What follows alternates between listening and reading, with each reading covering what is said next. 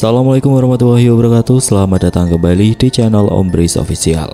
Untuk kisah kali ini ada sebuah cerita yang berjudul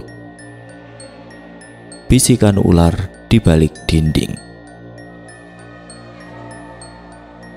Sebelum kita lanjut ke ceritanya, tekan dulu tombol like video ini dan jangan lupa tekan juga tombol subscribe channel ini. Nyalakan juga lonceng notifikasinya agar tidak ketinggalan cerita-cerita lainnya.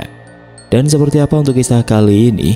Langsung saja kita masuk ke ceritanya.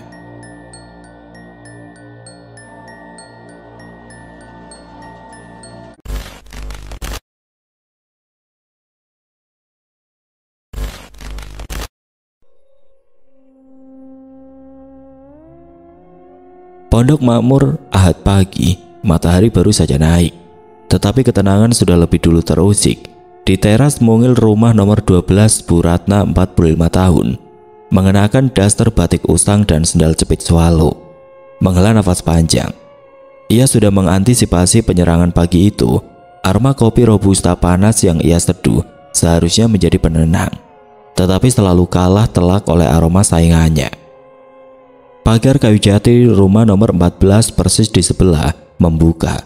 Bu Lilis 42 tahun seperti biasa muncul dengan setelan olahraga yang harganya setara 2 kali cicilan motor Bu Ratna. Hari itu ia mengenakan tracksuit desainer berwarna elektrik blue dan topi baseball yang dipenuhi logo. Belum lagi tas pinggang kecil yang melingkari pinggulnya, terbuat dari kulit ular piton asli, atau begitulah yang selalu ia klaim. Bu Lilis berjalan pelan ke terasnya, memastikan setiap gerakannya terlihat anggun meskipun hanya berjalan beberapa meter. Ia sengaja berdiri di dekat batas pagar, seolah-olah sedang menginspeksi tanah miliknya. "Selamat pagi Bu Ratna," sapa Bu Lilis. Nadanya terdengar seperti sebuah pengumuman, bukan sapaan ramah. Parfumnya perpaduan mawar Bulgaria yang heavy dan amber yang menusuk langsung menyerbu hidung Bu Ratna, membuat kopi di tangannya terasa hambar. "Pagi Bu Lilis," jawab Bu Ratna singkat, berupaya menyembunyikan ekspresi datarnya. Bu Lilis mulai berpura-pura menerima telepon, suaranya naik 1 oktav. "Iya sayang, sudah aku bilang kan, mobil yang matte black itu kita tukar tambah saja. Aku sudah bosan, kan mau keluar model Eropa terbaru yang lebih sporty." "Iya, yang harganya hampir 10 miliar itu loh." "Gak apa-apa, parkir di depan saja dulu, biar kelihatan." Ia melirik Bu Ratna sekilas, lalu melanjutkan, "Biar kelihatan kalau Pondok Makmur ini tidak semuanya diisi barang rongsokan." Bu Ratna mengepalkan tangan di balik daster. Kalimat terakhir itu jelas ditunjukkan padanya. Mobil kijang tuanya yang terparkir di garasi selalu menjadi target sindiran Bu Lilis. Rasanya seperti ada pisau tumpul yang menggaruk ulu hatinya. Puncaknya terjadi saat Bu Lilis berbalik, menatap keranjang belanja Bu Ratna yang berisi ikan teri dari bumbu dapur sederhana. "Oh, Bu Ratna sedang belanja ya? Memasak apa hari ini? Teri lagi ya?" Ia tersenyum, senyum yang tidak sampai ke mata. "Aku baru saja dapat kiriman tahu foie gras dari Perancis. Suamiku bilang kita harus coba yang terbaik. Sayang ya kalau di Pondok Makmur ini cuma ada bau terasi dan ikan asin." "Saya masaknya apa adanya Bu Lilis," kata Bu Ratna. Suaranya bergetar menahan amarah. "Yang penting halal dan cukup untuk anak saya." Bu Lilis tertawa, tawa yang melengking dan palsu. "Halal, iya, tapi kan Ratna, kelas itu penting. Anak-anak zaman sekarang harus tahu rasa masakan yang sebenarnya, bukan cuma snack murahan." Ia berbalik sengaja mengibas-ngibaskan rambutnya yang baru di-blow. "Sudahlah, saya mau jogging dulu. Semoga kopimu enak meskipun aromanya kalah sama parfum saya." Bu Ratna hanya bisa menatap punggung Bu Lilis yang menjauh. Sepasang telinga bengkak di kepalanya. Teri, terasi, kijang tua, semua diejek tanpa ampun. Harga dirinya remuk redam. Kebencian ini yang selama bertahun-tahun ia coba pendam, kini terasa mendidih di pembuluh darahnya. "Dasar perempuan sombong. Kau pikir kau siapa? Kau dan semua hartamu itu akan mati juga." Bisik Bu Ratna gemetar. Cangkir kopinya hampir pecah dalam genggamannya Ia sadar, kebencian ini bukan lagi sekedar iri hati biasa, ini adalah bara yang siap membakar. Dan ia butuh pemadam yang sangat ekstrim. Dendam itu kini telah resmi menghitam. Ia harus melakukan sesuatu yang permanen agar Bu Lilis diam selamanya. Malam Kamis, suara adzan Isya baru saja berlalu, digantikan oleh suara jangkrik yang saut-sautan. Bu Ratna gelisah di kamarnya. Suaminya sudah tidur lelap, kelelahan setelah seharian bekerja keras. Bu Ratna menatap suaminya, hatinya terbelah. Demi suami dan anaknya, demi harga diri yang diinjak-injak, ia merasa harus mengambil tindakan gila ini. Ia mengeluarkan sebuah amplop tebal dari bawah tumpukan pakaian dalam. Isinya adalah uang tunai yang seharusnya ia pakai untuk biaya darurat rumah sakit atau perbaikan kijang tua mereka. Malam ini, uang itu akan dialihfungsikan. Mengenakan jaket usang dan menutupi rambutnya dengan kerudung kusam, Bu Ratna menyalakan motor bebeknya. Motor itu meraung pelan saat keluar dari pondok makmur yang terang. Tujuannya bukan pasar malam atau warung kopi, melainkan ujung desa yang jarang dijamah. Sebuah daerah sunyi yang hanya diterangi cahaya rembulan tipis dan lampu jalan yang sesekali berkedip mati. Setelah berkendara sekitar setengah jam di jalanan berbatu, ia tiba di sebuah gubuk reot yang dikelilingi pohon-pohon besar dan bambu. Tidak ada tanda-tanda kehidupan, tetapi bau kemenyan, dupa, dan sesuatu yang amis langsung menyambutnya. Inilah kediaman Mbah Wiryo. "Masuk, Bu Ratna, aku sudah menunggu." Suara serak berat dan dingin menyambutnya. Mbah Wiryo tidak terlihat dimanapun, tetapi suaranya seolah datang dari balik pepohonan. Bu Ratna berjalan perlahan, melangkah ke dalam gubuk yang gelap itu. Di tengah ruangan Mbah Wiryo, rambutnya gimbal dan panjang, pakaiannya serba hitam, duduk bersila di atas tikar pandan yang usang. Di depannya ada sesajen aneh, bunga 7 rupa, kopi hitam kental, dan kepala ayam hitam yang baru dipotong. "Duduk, Bu, jangan takut. Aku tahu apa yang membawamu kemari," kata Mbah Wiryo. Matanya yang merah menyala, menembus kegelapan. "Hawa dendam dari pondok makmur sudah sampai ke sini. Kau ingin dia berhenti pamer, kan? Selamanya." Bu Ratna mengangguk, lidahnya terasa keluh. Saya sudah tidak tahan lagi, Mbah. Dia meremehkan hidup saya, Mbah. Tolong buat dia berhenti pamer, berhenti menyakiti." Ia meletakkan amplop tebal itu di hadapan Mbah Wiryo. "Ini maharnya, Mbah. Mohon diterima." Mbah Wiryo mengambil amplop itu tanpa menghitung isinya. "Dendam yang murni. Maharnya adalah nyali, Bu, bukan uang." Ia tersenyum senyum yang mengerikan. "Permintaanmu sederhana. Aku akan berikan penyantet harta. Ini bukan membunuh raga, tapi membunuh jiwa dari hartanya." Mbah Wiryo meraih bungkusan kain hitam yang tergeletak di sampingnya. Ia membuka sedikit ikatan, dan bau tanah basah bercampur karat langsung tercium. Di dalamnya ada tanah kuburan orang yang mati karena keserakahan, rambut gimbal pengikat, dan 3 paku berkarat yang sudah kuresapi dengan mantra penolak rezeki, bisik Mbah Wiryo. "Taburkan ini." Lanjutnya, suaranya serak seperti gesekan batu. "Taburkan di sudut teras rumahnya, tempat dia paling sering memamerkan barang. Ingat, taburkan saat rumahnya sepi, tengah malam.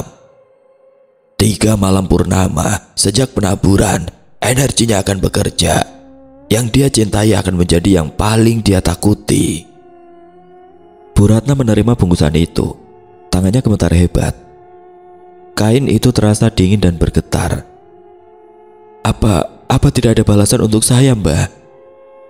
Mbah Wiryo tertawa pelan. "Hukum alam selalu berlaku, Bu Ratna. Kau melepas kekuatan. Kekuatan itu akan kembali ke tempat asal jika tugasnya selesai, atau jika tuannya menanam benih yang sama. Jaga hatimu, Bu Ratna. Jangan biarkan keserakahan masuk, bahkan keserakahan untuk membalas dendam." Bu Ratna buru-buru mengucapkan terima kasih, berjalan mundur keluar dari gubuk itu, takut melihat lagi kepala ayam dan mata merah Mbah Wiryo. Ia memacu motornya kencang, meninggalkan bau kemenyan dan kegelapan di belakangnya. Di saku jaketnya, bungkusan kain hitam itu terasa seberat batu nisan. Ia tahu ia baru saja melewati batas yang tidak bisa ditarik kembali. 3 hari kemudian, sesuai petunjuk Mbak Wiryo, Bu Ratna memilih malam itu suami Bu Lilis sedang pergi keluar kota, dan Bu Lilis sendiri sibuk dengan kegiatan sosialita sampai larut. Bu Ratna menunggu hingga jarum jam menunjuk pukul 01.30. Jalanan Pondok Makmur sudah sunyi senyap, hanya lampu teras yang menyala redup. Jantung Bu Ratna berdetak tidak karuan, suaranya terasa memegahkan telinga di kesunyian malam. Ia mengenakan pakaian serba gelap, bergerak hati-hati seperti seorang pencuri.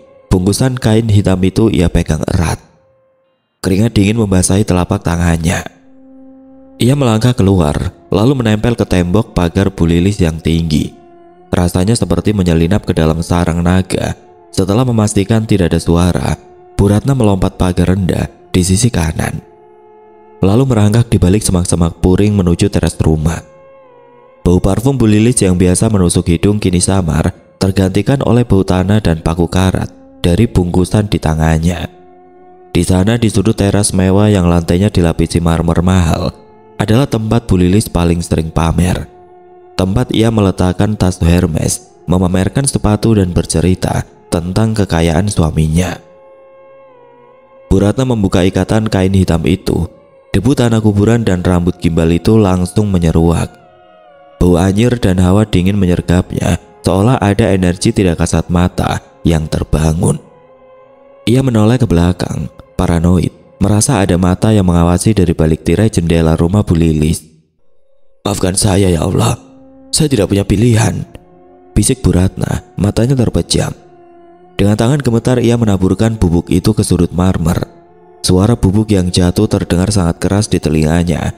Setelah semua bubuk habis, ia mengubur paku-paku berkarat itu di pot bunga terdekat, menekan tanah dengan tangannya hingga paku itu hilang dari pandangan. Saat ia selesai, ia merasakan hawa dingin yang luar biasa menusuk tulangnya. Bulu kuduknya berdiri. Tiba-tiba ia mendengar suara bisikan yang sangat halus seperti desisan ular, datang dari arah sudut yang baru saja ia tabur. "Terima kasih atas jalannya." Bu Ratna tidak menunggu lagi. Ia melompat kembali ke sisi pagarnya, berlari terbirit-birit masuk ke rumah. Ia mengunci pintu, mengunci jendela, lalu bergegas ke kamar mandi, mencuci tangan dan wajahnya berulang kali hingga kulitnya terasa perih. Ia mencium tangannya, tetapi bau anyir itu seolah melekat. Di balik cermin kamar mandi yang berembun, ia melihat bayangannya yang tampak pucat dan ketakutan. Namun di sudut-sudut terdalam matanya ada kilatan puas yang tidak bisa ia sembunyikan. Dendamnya telah ditanam, kini tinggal menunggu 3 malam purnama. Pondok Makmur seminggu setelah penaburan, 3 malam purnama telah berlalu. Bu Ratna hidup dalam ketegangan. Ia memantau rumah Bu Lilis seperti seorang pengintai. Awalnya tidak ada yang aneh, sampai gosip itu mulai berhembus di grup WhatsApp Pondok Makmur. "Kalian tahu Bu Lilis? Dia gatal-gatal hebat loh. Katanya kena alergi aneh," bisik salah satu tetangga. Alergi biasa tidak akan membuat Bu Lilis mengeluh sebegitu parahnya. Dokter kulit terbaik di kota sudah didatangi, berbagai obat dan salep mahal sudah dioleskan, tetapi gatal itu tidak mereda. Kulit Bu Lilis mulai ditumbuhi bintik-bintik merah yang menjalar seperti peta di lengan dan lehernya. Bu Ratna melihat sendiri, setiap pagi saat Bu Lilis berjemur, ia tampak terus menggaruk. Gatal itu memburuk setiap kali ia mengenakan perhiasan atau pakaian branded yang ketat. Anehnya saat ia memakai daster katun biasa, gatalnya sedikit mereda. "Kenapa ya? Padahal setelan itu kan bahannya premium semua, Ratna," keluh Bu Lilis satu sore, mencoba bicara baik-baik karena ia butuh teman mengeluh. "Kayak ada yang membakar kulitku. Aku sampai gak bisa tidur." Bu Ratna hanya menjawab dengan pura-pura prihatin. "Sabar Bu Lilis, mungkin memang harus banyak istirahat." Dalam hati ia tahu, kiriman itu sudah mulai bekerja, menyerang dari luar, menargetkan kebanggaan raga Bu Lilis. 2 hari kemudian efeknya mulai masuk ke ranah harta benda. Bu Lilis mengadakan arisan di rumahnya. Seperti biasa, ia tidak akan melewatkan kesempatan untuk memamerkan perhiasan terbarunya. Kalung berlian putih yang kabarnya berharga setengah miliar. Di tengah keramaian saat Bu Lilis sedang memutar badan, memamerkan kalungnya di depan teman-temannya, Suara pecahan yang sangat halus terdengar. Semua mata tertuju pada kalung Bu Lilis. Berlian putih sebesar biji jagung itu yang berada di posisi sentral tiba-tiba retak. Bukan lepas tetapi pecah di tempatnya, seperti kristal yang mendapat tekanan keras dari dalam. Astaga, Lilis, kenapa itu? Seru salah satu teman arisan. Bu Lilis panik. Ia menyentuh berlian itu dan retakan itu semakin membesar, menjalar ke seluruh permukaannya. Tidak mungkin. Ini berlian asli, tidak mungkin pecah begitu saja. Ia bahkan belum pernah memakainya lebih dari 2 kali. Bu Ratna yang kebetulan sedang mengintip dari balik jendela karena penasaran dengan keramaian arisan, menyaksikan momen itu. Jantungnya berdebar, tetapi kali ini bukan karena takut, melainkan karena kemenangan yang dingin. Air matanya hampir menetes, bukan karena haru, melainkan karena puas. Keesokan harinya puncaknya terjadi. Suami Bu Lilis menelpon dengan nada frustasi mobil sport Eropa terbaru mereka yang baru berumur 3 bulan dan sering diparkir miring, mogok total di tengah jalan tol. Saat dibawa ke bengkel resmi, teknisi kebingungan. Pak, ini aneh sekali. Kabel-kabel vital, busi, bahkan beberapa bagian rangka mesin itu gosong, seperti habis terbakar api yang sangat panas. Tapi tidak ada tanda-tanda kebakaran, tidak ada bau asap, semua tampak seperti dihancurkan dari dalam. Bu Ratna membaca berita itu dari pesan broadcast tetangga. Ia tersenyum tipis, ilmu hitam yang ia lepaskan tidak butuh api fisik. Ia menyerang inti dari kesombongan Bu Lilis, harta bendanya, dan ini baru permulaan. Malam Jumat Kliwon, suasana di rumah Bu Lilis sudah berubah total. Lampu-lampu terang yang dulunya selalu menyala, kini diredupkan. Tawa melengking telah digantikan oleh suara rintihan dan argumen pelan dengan suaminya. Bu Lilis yang kulitnya kini penuh bercak merah, duduk di depan cermin rias besarnya. Ia menyisir rambut panjangnya dengan gerakan lambat dan lelah. Suaminya sedang tidur di kamar sebelah, menjaga jarak karena Bu Lilis menjadi sangat sensitif dan sering marah-marah. Ia hanya mengenakan daster tipis dan menolak memakai perhiasan. Gatal itu memang sedikit mereda, tetapi ketakutan lain mulai datang. Ia sering merasa diikuti atau mendengar bisikan yang tidak jelas. Tok tok tok. Suara ketukan itu halus, datang dari pintu kamarnya. Bu Lilis membeku. Siapa di luar? Tanyanya pelan. Tidak ada jawaban. Tok tok tok. Lebih pelan lagi tetapi lebih jelas, seolah mengetuk langsung ke hatinya. Bu Lilis memaksakan diri kembali menyisir. Matanya tidak lepas dari cermin. Ia harus membuktikan pada dirinya sendiri bahwa ia hanya berhalusinasi. Namun yang ia lihat selanjutnya membuat darahnya seolah ditarik keluar dari tubuhnya. Wajahnya di cermin tampak berbeda. Matanya cekung, bibirnya pucat, dan di lehernya melilit seekor ular kecil. Ular itu hitam, matanya merah menyala, dan lidahnya yang bercabang menjulur perlahan menyentuh leher Bu Lilis. Ular itu tidak melingkar di leher aslinya, hanya bayangan cerminnya. Tetapi ular itu terlihat begitu nyata, sisiknya mengkilap dan gerakannya lambat mengancam. Bu Lilis menjerit menjatuhkan sisirnya. Ia berbalik dengan kecepatan kilat, menatap ke arah lehernya. Kosong, hanya kulitnya yang penuh bekas garukan. Ia kembali menatap cermin yang kini retak kecil di sudutnya. Bekas ia pernah memukulnya saat kesal. Ular itu masih ada. Ia melihat ular itu seperti merangkak keluar dari permukaan kaca menuju dirinya. Ular itu tersenyum. Ya, ular itu tampak tersenyum dan matanya menuduh. Kau rakus. Bisik suara yang hanya ada di kepalanya tetapi terasa menggelegar. Bu Lilis menjerit, kali ini lebih histeris, menendang kursi riasnya hingga terbalik. Ia berlari ke sudut ruangan meringkuk, menutup matanya erat-erat, berharap ular itu lenyap. Sejak saat itu ia tahu teror itu bukan lagi alergi atau kerusakan teknis. Ada sesuatu yang jahat supernatural yang mengejarnya. Sejak malam Jumat Kliwon itu, Bu Lilis mulai menunjukkan tanda-tanda kerasukan. Bukan kerasukan massal, melainkan kerasukan yang sangat personal dan spesifik. Ia takut pada hartanya sendiri. Setiap pagi saat ia turun ke ruang tengah, tatapannya akan langsung tertuju pada lemari kaca tempat ia memajang koleksi tas mahalnya.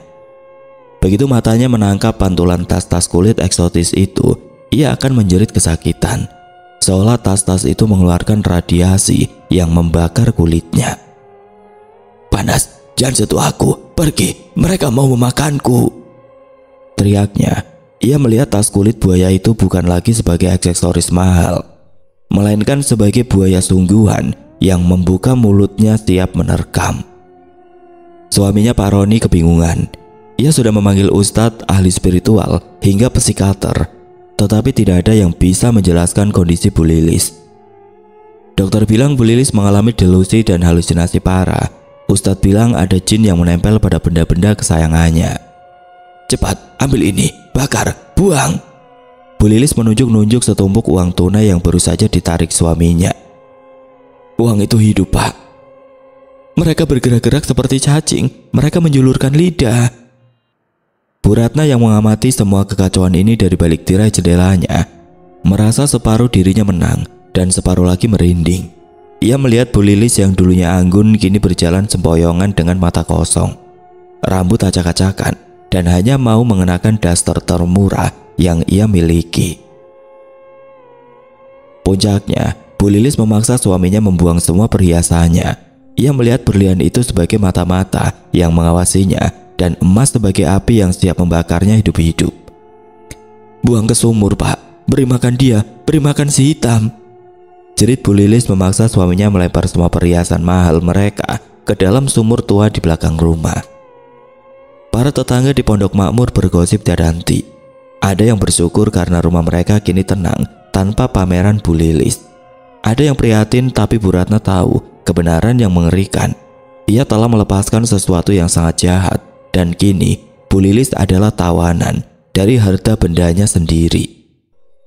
Setiap kemenangan Bu Ratna terasa dingin, berbau tanah kuburan, dan dibisiki desisan ular. Sore hari yang lembab, sudah hampir 2 minggu Bu Ratna tidak melihat Bu Lilis keluar rumah. Keheningan di rumah sebelah itu lebih menakutkan daripada kebisingannya dulu. Bu Ratna yang merasa semakin berani, atau mungkin semakin dikuasai rasa bersalah, memutuskan untuk menyapu teras. Ia mencoba bertingkah normal, seolah tidak ada apa-apa yang terjadi di sebelah. Saat ia sedang membersihkan sudut yang berdekatan dengan pagar rumah Bu Lilis, ia merasakan hawa dingin yang tiba-tiba menyergap. Padahal sore itu cukup hangat. Ia mendongak. Di depan gerbang mewah rumah Bu Lilis berdiri Bu Lilis. Wajahnya kurus kering, sangat pucat, dengan kantung mata yang menghitam dan cekung. Penampilannya benar-benar seperti mayat hidup. Ia tidak bergerak, hanya berdiri di sana, menatap lurus ke arah Bu Ratna. Daster lusuhnya yang kebesaran membuat tubuhnya tampak keringki. Jantung Bu Ratna mencelos. Sambil memegang sapu, ia berusaha tersenyum kaku. "Selamat sore Bu Lilis, sudah agak baikan?" Bu Lilis tidak menjawab. Matanya yang cekung hanya menatap Bu Ratna, penuh tuduhan dan kesedihan yang mengerikan. "Ratna," suara Bu Lilis serak, sangat pelan, seolah pita suaranya telah bergesekan dengan pasir. Bu Ratna buru-buru melangkah mundur. Mundur perlahan menuju pintu rumahnya, rasa takut yang nyata merayap di punggungnya. Ini bukan lagi Bu Lilis yang sombong, ini adalah Bu Lilis yang terkutuk. "Ratna, kau yang mengirimnya kan?" Suara itu kini sedikit lebih keras, terdengar dingin, seperti bisikan yang datang dari dalam tanah. Kau cemburu karena aku bahagia dengan hartaku." Bu Ratna buru-buru menutup pintu kayu rumahnya, menguncinya keras-keras, dan bersandar di sana, terengah-engah. Ia menahan tangis dan nafas. Rasa bersalah ini terasa seperti batu yang menimpa dadanya. Ia tidak berniat membuat Bu Lilis separah ini. "Aku cuma mau dia diam, ya Allah, cuma mau dia diam," ratap Bu Ratna dalam hati. Tiba-tiba ia mencium bau. Bau anyir yang menusuk hidung, bukan bau terasi atau masakan, tetapi bau amis seperti darah dan kemenyan basi yang sangat kuat. Bau itu berasal dari meja dapurnya. Bu Ratna berjalan gontai ke dapur. Bau anyir itu semakin kuat, membuat kepalanya pusing. Ia menyalakan lampu dapur. Di atas meja di dekat tempat ia biasa meracik bumbu, tergeletak seekor ular hitam kecil. Ular itu persis seperti yang Bu Lilis lihat di cerminnya. Sisiknya hitam legam, matanya merah menyala, dan lidahnya yang bercabang sesekali menjulur. Ular itu diam, tetapi sorot matanya yang merah seolah penuh kecerdasan. Bu Ratna tidak berteriak. Ia terlalu takut untuk bersuara. Tubuhnya membeku di ambang pintu dapur. Di samping ular itu tergeletak setumpuk perhiasan imitasi milik Bu Ratna.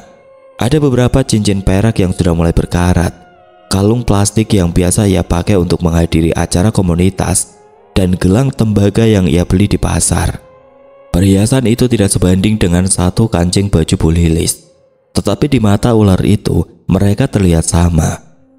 Ular itu perlahan mengangkat kepalanya, bergerak sangat lambat, dan menyentuh tumpukan perhiasan imitasi Bu Ratna dengan lidahnya. Harusnya di sebelah, bisik Bu Ratna, air matanya mulai menetes.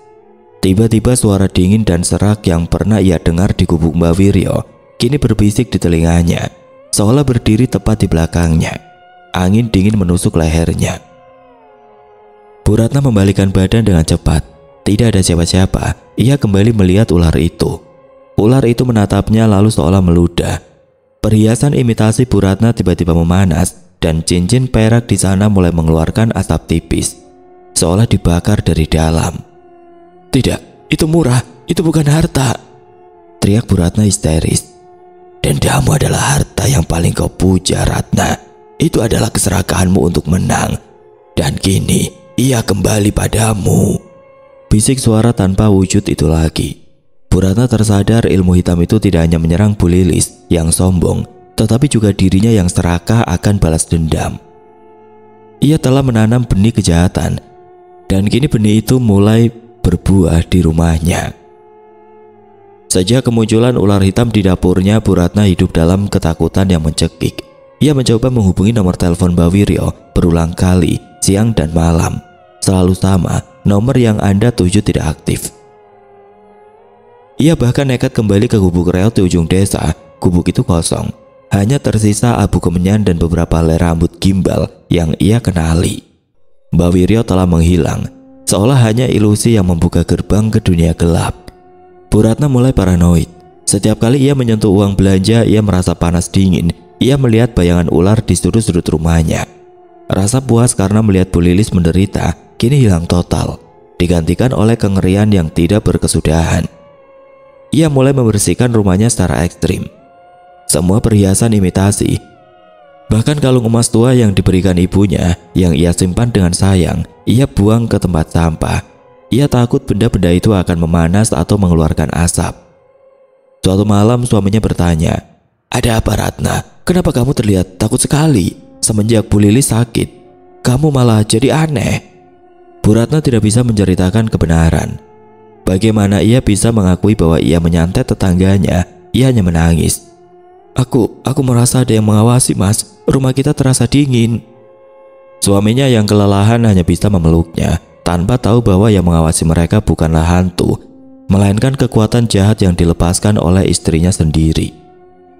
Bu Ratna mulai mengisolasi diri. Ia menolak keluar rumah. Setiap ia melihat Bu Lilis dari balik jendela, kini Bu Lilis tampak lebih tenang, meskipun kuyuh karena sudah membuang semua hartanya. Ia merasakan ikatan yang mengerikan. Mereka berdua, si sombong dan si pendendam, kini sama-sama menjadi tawanan di rumah mereka sendiri. Bu Lilis dikurung oleh kekuatannya terhadap kekayaan, dan Bu Ratna dikurung oleh ketakutannya terhadap balas dendam. Pesan Mbak Wiryo terus terngiang. "Jaga hatimu, Bu Ratna. Jangan biarkan keserakahan masuk. Bahkan keserakahan untuk membalas dendam." Ia gagal. Keserakahan akan kemenangan itu kini berbalik menjadi hukuman. Pondok makmur beberapa minggu kemudian, komplek perumahan ini telah berubah menjadi saksi bisu hukuman karma. Kehidupan kembali normal, tetapi diselimuti lapisan teror yang tidak kasat mata. Rumah Bu Lilis dan rumah Bu Ratna berdampingan, kini menjadi dua monumen sunyi yang menyimpan rahasia mengerikan. Bu Lilis akhirnya menemukan kedamaian yang tidak pernah ia dapatkan saat dikelilingi harta. Ia memang kurus, wajahnya kuyuh, tapi ia tampak tulus. Ia sudah terbebas dari siksaan kiriman itu karena ia telah melepaskan objek kesombongannya. Ia sering menyiram bunga di halaman, hanya mengenakan daster sederhana. Matanya tidak lagi menatap orang dengan angkuh, tapi dengan tatapan kosong seolah penyintas.